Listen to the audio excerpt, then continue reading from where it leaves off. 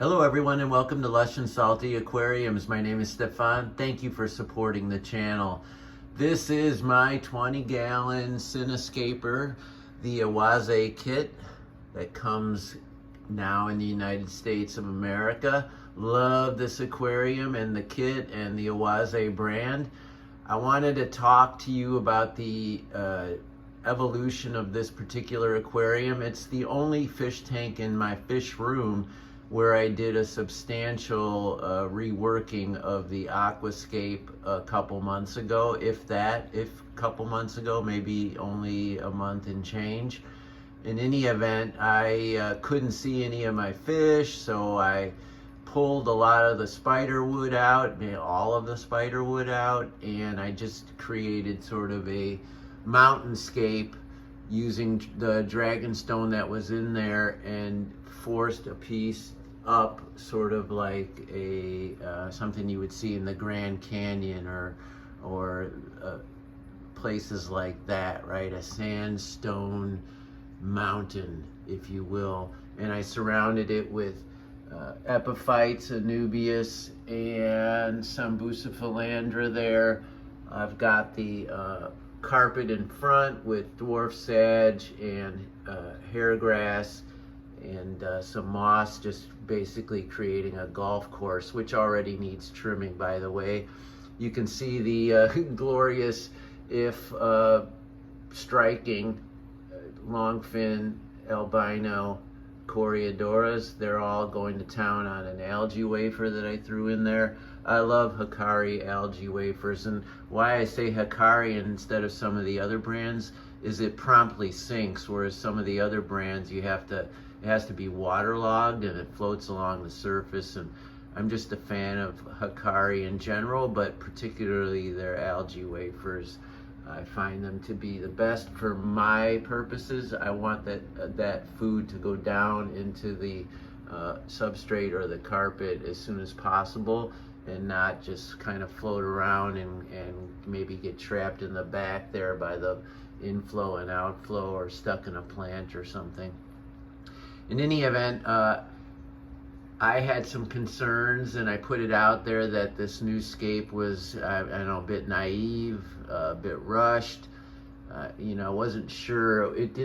I basically was just reacting to a problem, can't see my fish, and without a whole lot of forethought, I just went to town. I kind of gonzo did a change, and I put it out there that, what have I done? Oh my God.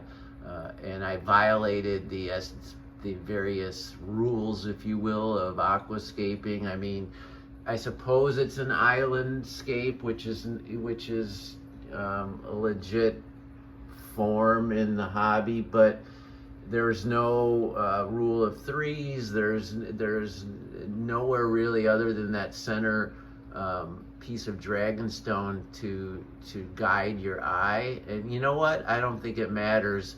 I was pretty certain nature was going to do its thing and make up for any errors I made in things I did do or things I didn't do when it came to this scape.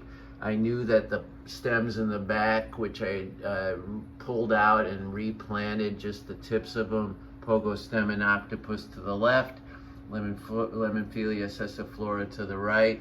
And then what's really great is I've got this H-rod, this Rotala H-rod, I believe it's called.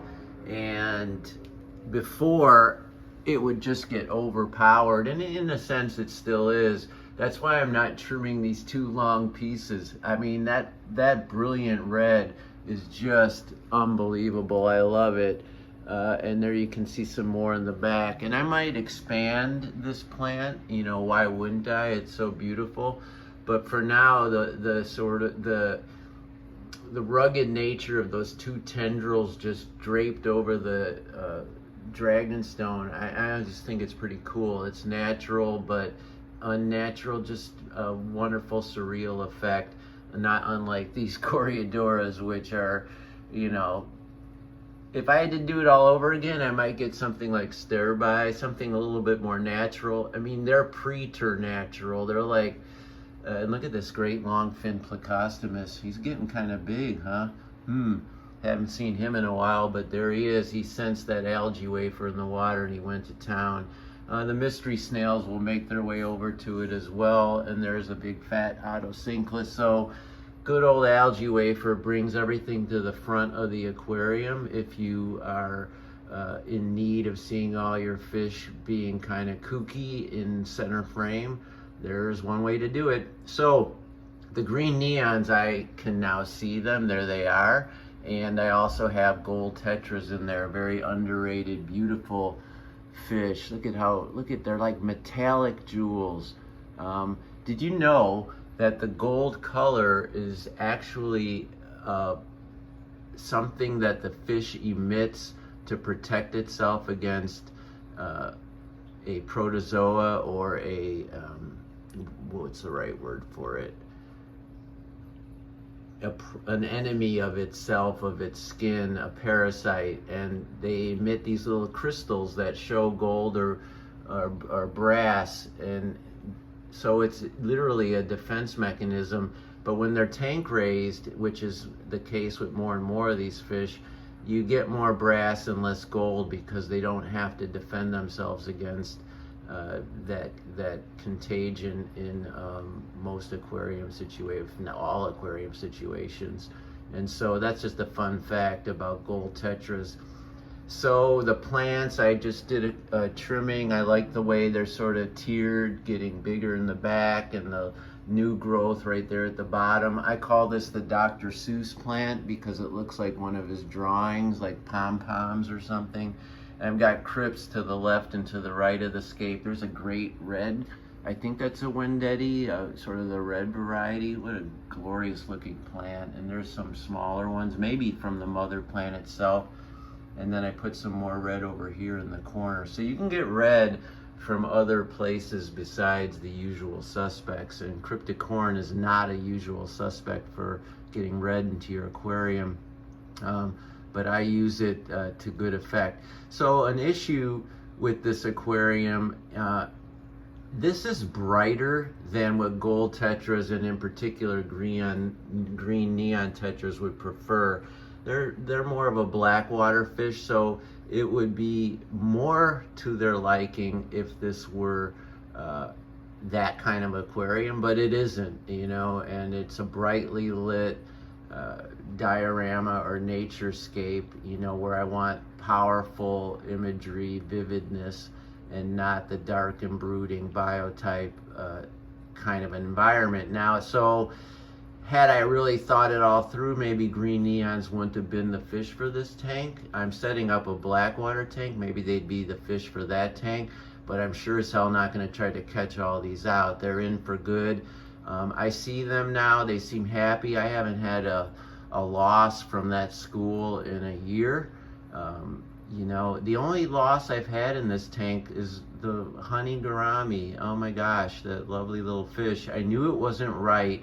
I could tap it on its head. It was just sitting up at the top, and I couldn't see any other problems, but it wasn't eating, and it was really slow, and I knew it was struggling. But nothing else in the tank evidenced any kind of problem, and the water parameters this is one of the better in terms of all the tanks in my fish room. The water parameters here are closest to ideal. So I don't know what it was, maybe old age, but I had to remove that wonderful shock of orange, red, crimson color. It kind of looked like a sunset anywhere it went in the tank. Maybe I'll replace it or not, who knows. There's plenty of fish in here, that's for sure. There's a mystery snail, not nearly as elegant as the honey gourami, but in its own way a remarkable organism, and so cool, so fun. Like I said in previous videos, they always tend to be bigger than the scale of your tank, but people love them, I love them, and they're in all my aquariums.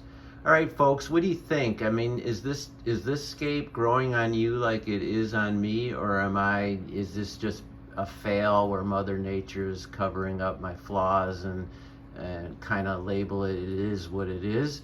Or am I really fortunate to have sort of arrived at this particular aquascape?